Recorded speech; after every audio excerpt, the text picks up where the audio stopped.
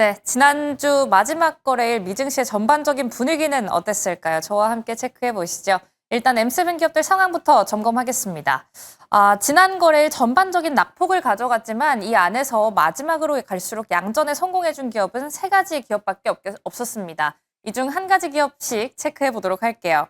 일단 테슬라입니다. 일론 머스크 CEO의 보상안이 결국 통과를 했죠. 75%의 찬성수 통과를 했음에도 불구하고 이런 보상안 통과 소식이 전반적인 낙폭을 만회하지는 못하고 있는 모습입니다. 이날 3.68% 하락했다라는 점 확인하신다면 역시나 재료 소멸로 조금은 받아들였다라는 부분을 확인하실 수가 있겠고요. 두 번째로는 엔비디아입니다.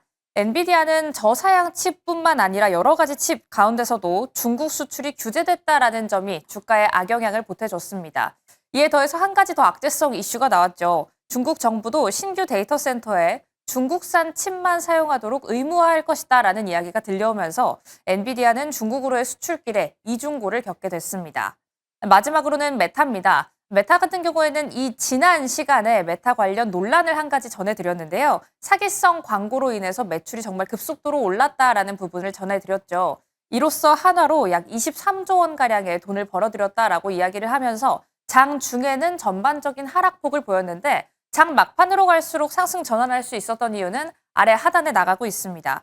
6천억 달러가량의 투자 계획을 발표했다라고 하는데요. AI 데이터 센터뿐만 아니라 전력 인프라에 우리 돈으로는 88조 원가량을 투자하겠다라고 이야기를 밝혔으니까요. 해당 소식은 잠시 뒤 브리핑 통해서 더 자세하게 들어가 보겠습니다. 그럼 다음 장 통해서 히트맵도 열어보시죠. 전반적인 분위기도 체크하겠습니다. 전체적으로 혼조한 양상을 보이고 있는 지난 거래일 미국 뉴욕 증시. 일단 11개 업종 중 안에서도 기술주 관련한 2개 업종 제외해서 9개 업종은 그래도 상승불을 켜준 하루였습니다. 기술주 관련해서 하락폭이 두드러졌다라고 말씀을 드렸는데 일단 오픈 AI의 이슈가 있었죠. AI 버블론이 좀 숨어 있다가 시장에 등장하기 시작한 요즘 이 버블론이라는 카테고리 자체는 유지하되 계속된 소식이 업데이트가 되고 있습니다. 오픈 AI의 버블 논란 이슈가 있었죠. 정부 측에서 구제 금융을 거부했다라는 이슈가 있었는데 해당 소식은 앞서 말씀드렸던 메타와 함께 잠시 뒤 브리핑 통해서 더 자세하게 짚어보겠습니다. 하지만 이런 논란을 받아내면서 필라델피아 반도체 지수는 1%대 낙폭을 보였습니다. 1.01% 하락했고요. 기술주 안에서도 약간의 혼조세를 보인다라는 점을 가져가셨으면 좋겠습니다.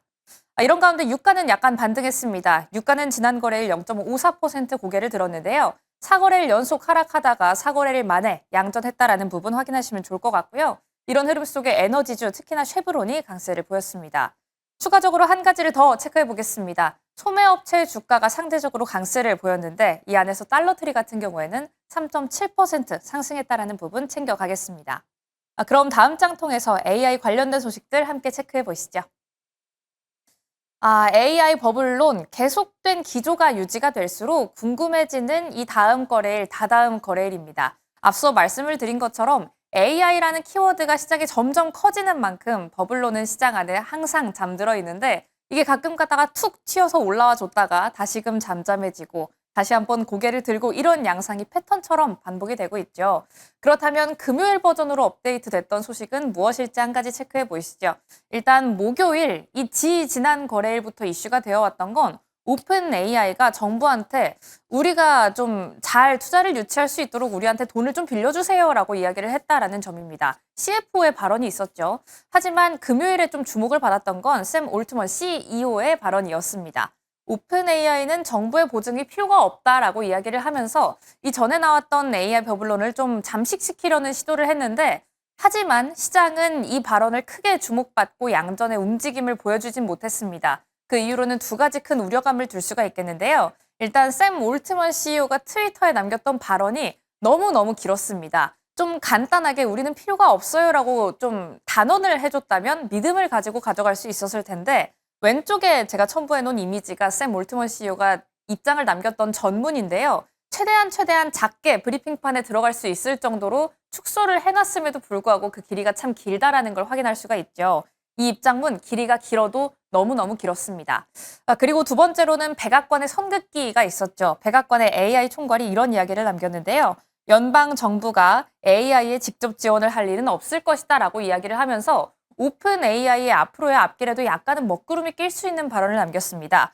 특정 AI 기업이 실패해도 다른 미국 AI가 채울 것이다라고 이야기하면서 오픈 AI의 내부 순환 구조를 조금 더 우려감을 자아낼 수 있을 만한 트리거적인 이야기를 속속들이 내놓기도 했죠. 하지만 그럼에도 불구하고 기술주 측에서 조금은 웃을 수 있던 소식은 무엇이 있었느냐? 한 두 가지 정도가 지난 거래일 기준으로는 있었겠습니다. 일단 메타 같은 경우에는 앞서 전달드린 대로 미국의 AI 데이터 센터 또 전력 인프라 등에 3년 동안 880조 원을 투자할 것이다라고 밝혔는데요. 한 9월쯤이었나요? 이 메타의 CEO 저커버그와 트럼프 대통령의 약간의 회담이 있었죠.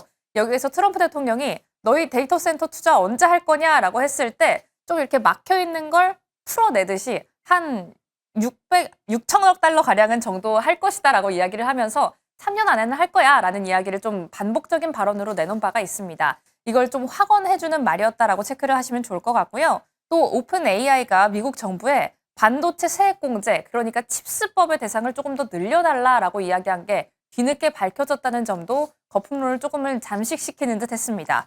반도체 세액 공제에서 데이터 센터까지 범위를 좀 넓혀달라라고 한 건데요. 이 세액 공제 대상을 좀 넓혀달라라고 한 건 우리가 계속해서 투자 유치를 받을 것이고 이 풀은 점점 커질 것이다라고 좀 해석을 할 수가 있겠죠. 그리고 지난 거래일을 마감하고 주말 사이에는 이런 뉴스가 들려왔습니다. 젠슨왕 CEO TSMC의 웨이퍼에 대한 추가 주문을 접수했다라는 이야기가 들려왔는데 일단 오픈 AI 면에서 노이즈가 생겼지만 젠슨왕 CEO, 그러니까 엔비디아 측에서 조금 더 확인할 수 있었던 견조한 AI 수요에 대해서 다시 한번 확인하면서 이 다음 거래일인 오늘 밤이 궁금해지는 하루인데요. 과연 쭉 이어지는 AI 버블론, 이 안에서 다시 한번 반등 흐름을 보여줄 때는 언제인지, 그렇다면 중심은 어떻게 잡아봐야 하는지 지금부터 바로 고민해 보시죠.